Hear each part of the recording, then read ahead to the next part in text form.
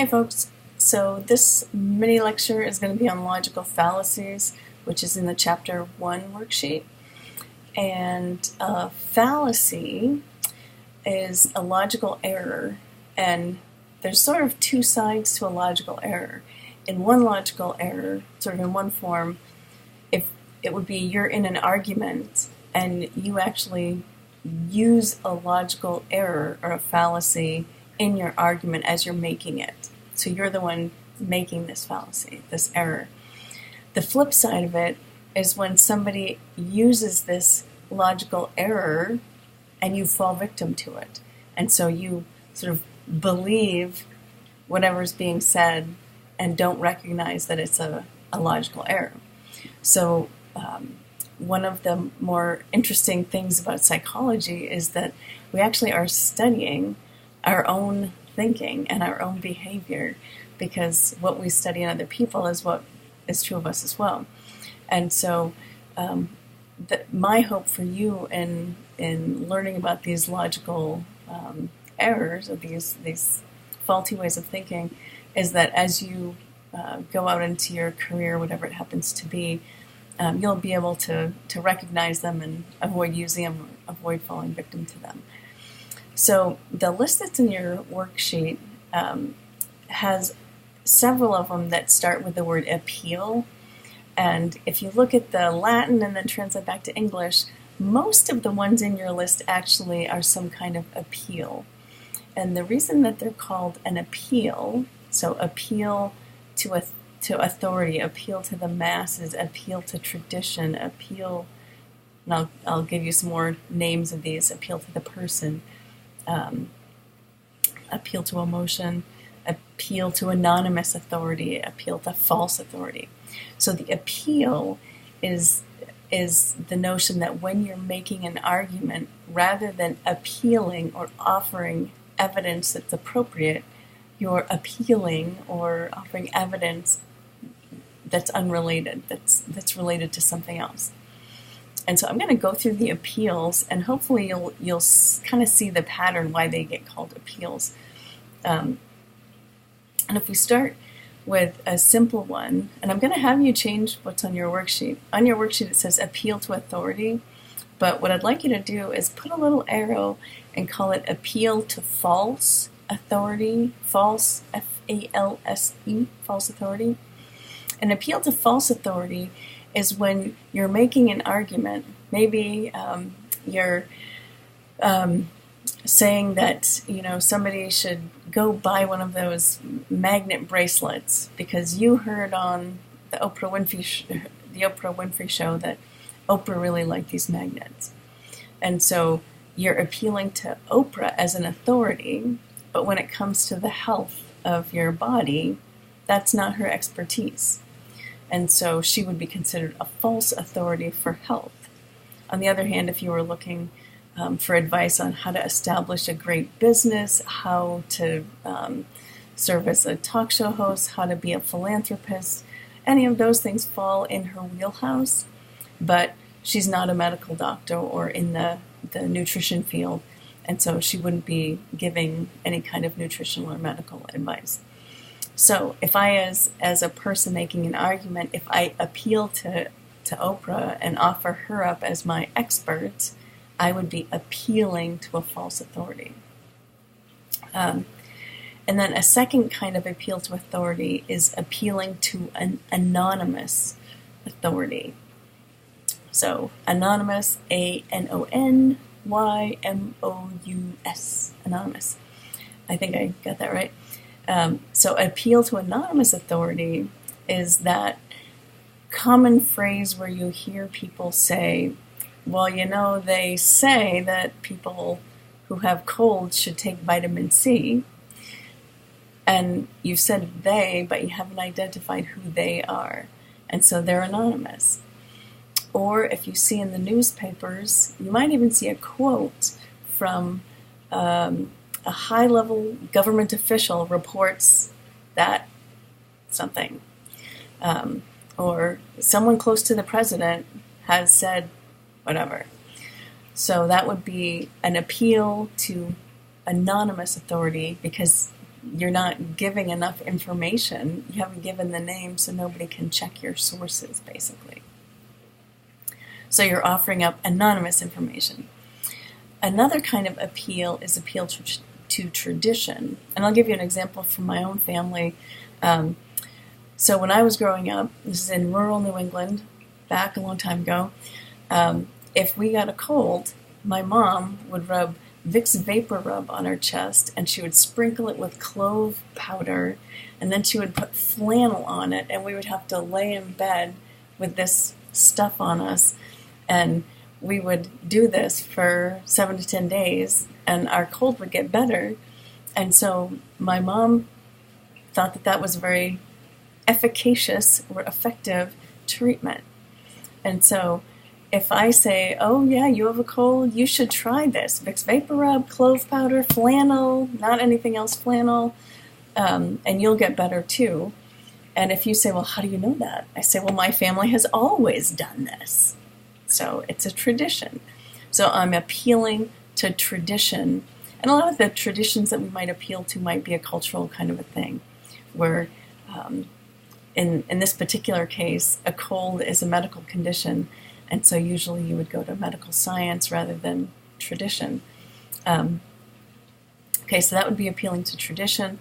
If I appeal to your emotions rather than the evidence, I might say something like, you wouldn't want those poor children in Africa to starve, would you? If not, you better give my nonprofit some money.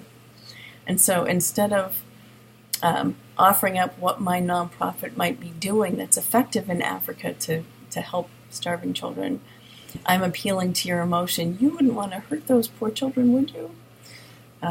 So that would be appealing to emotion. And I'll give you one from my students. I have had students in the past, not you guys, I'm sure, but in the past, students have come up and said, I can't believe you gave me only 10 points out of 30. I worked so hard on this. I put my all into this. You're just being mean.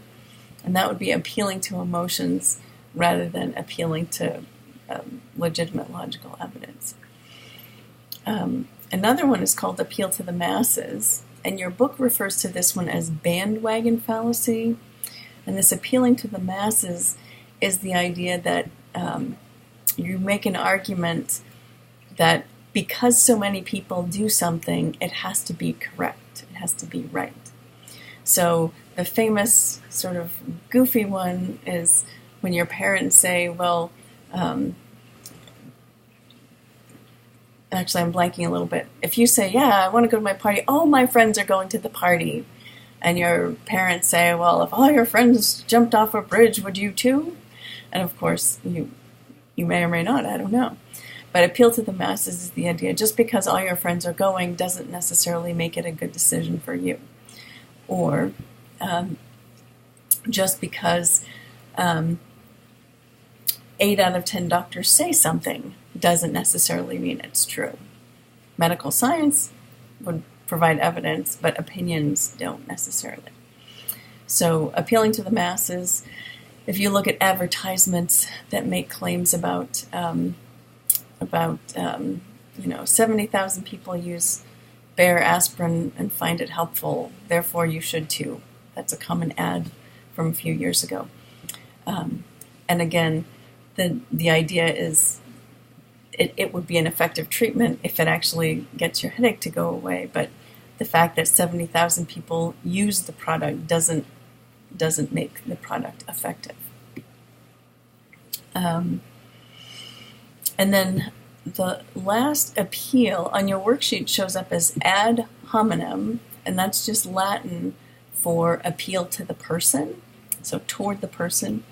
And an ad hominem attack, or an ad hominem fallacy, or an appeal to the person fallacy, all those are the same thing, is when you're in an argument, for example, and you essentially kind of run out of good evidence. And so rather than say, well, I think maybe you won this argument, instead you start attacking the person you're arguing with. And so you might run out of good evidence, and so you get all upset and, oh, you're just a big meanie. Well, it might be that the other person is a big meanie. That may be true, but it doesn't make their argument false. Back in the 90s, a senator from, I want to say Minnesota, Al Franken, he was a stand-up comedian before he became a politician. And he wrote a book back in the day as a comedian. And the book was called Rush Limbaugh is a Big Fat Idiot. And Rush Limbaugh is a conservative talk show host. And Al Franken was a Democrat. Rush Limbaugh is a conservative. They have different positions. And Al Franken essentially called Rush Limbaugh big and fat and dumb.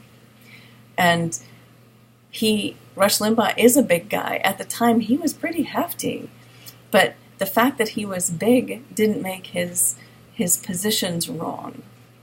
And people may disagree, but their height and their weight play no role or have no bearing on the truthfulness of their positions.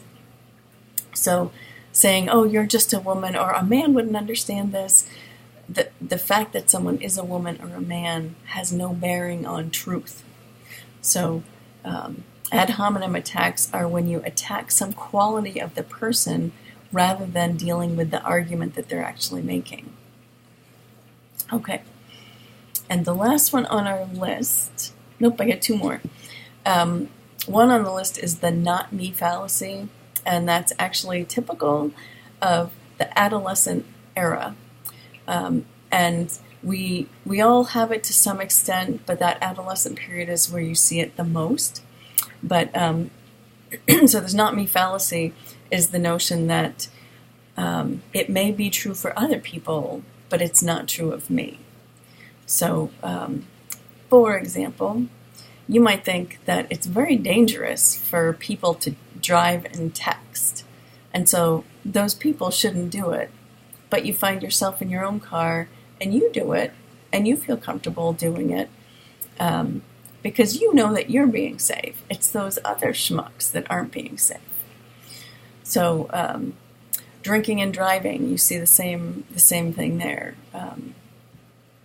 Trying to think of some other things. Speeding and not getting caught. Yeah, those kinds of things. You end up, and I say you. In reality, I'm saying we. We think that it may be true for other people, but not us. And then the last one is called a hasty generalization. And a generalization, and you've heard this word before, but a generalization is where you have a little bit of information and then you can apply that concept or that conclusion to a bigger group of people. So if maybe you've got kids and you've hired a babysitter and they've come 3 or 4 times, they've been very responsible, they've shown up on time, the kids are fine when you get home, everything seems to have gone smoothly. And so then you generalize, oh, this person seems to be a good babysitter in general. So generalizing is when you have enough information that you can safely draw a larger conclusion. A hasty generalization is hasty. So it's a generalization that you make, but you use or you have too little information. And so you might hear people say, and I drive a lot, and so they pop up in my head a lot, and I have to keep myself in check. But if I'm driving along and I'm heading up the South Umptanum Hill, and a truck driver of a semi pulls out right in front of me, I might say something like, "Those truck drivers always blah, blah, blah." And that kind of construction is likely a hasty generalization. So the truck driver pulled out once, maybe did once before, and all of a sudden, I lump all truck drivers always do this thing. They're so inconsiderate. So I've taken a couple of examples and I've applied the rudeness maybe of those couple, and I've applied that to all of the people in the group of truck drivers. So anytime you find yourself saying those old people, those young people, those women, those men, those athletes, those college students, those whoever, it's highly likely that you're making a hasty generalization. And hasty generalizations are the basis of prejudice. And if you think of the word prejudice, it's prejudging. So it's judging someone, or you've generalized to someone, and the pre is too early. So you don't have enough information to judge them, and yet you judge them anyway. And so a hasty generalization, if you put it in the context that we typically think of it with prejudice, in the situation with race or ethnicity or cultural group, you get somebody has a little information, and they take that little information and they broaden it to the whole group. I'll pick on my dad for just a minute, and I'll preface this by saying that this is not what he thinks now, but when I was just barely starting college, my dad quit smoking, and it took every ounce of willpower that he had, and he had tried several times and couldn't do it, and finally he figured out how to quit. And the deal he made with himself was that if he could quit smoking, the money that he saved along the way, he would use as a down payment for a sports car. And he actually built a cool sports car, but he wanted a store-bought one. So he did. And about a year after he had the car, he walked outside and the car was gone.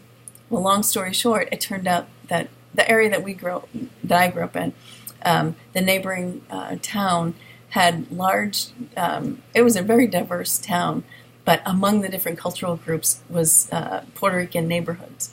So it turned out that the car had been stolen by a couple of kids of Puerto Rican extraction, and the car was not damaged. They broke the starter thing, the ignition, but otherwise they left. They just went for a joyride. They dumped the car, so the car was fine. They didn't steal it. It was a bad thing. And my dad didn't really, he was upset, but he didn't really say anything. He's in education, so he had dealt with lots of different kids of different groups. But about a year after that, so actually I should say they put like motion sensitive cameras and stuff in the front yard. But a year after that, the car goes missing again. Same exact situation, different kids. Turns out the kids were different kids, but they were also of Puerto Rican extraction. At that point, my dad started doing those Puerto Rican, and we would drive, through the Puerto Rican neighborhoods of the neighboring city. Those Puerto Rican.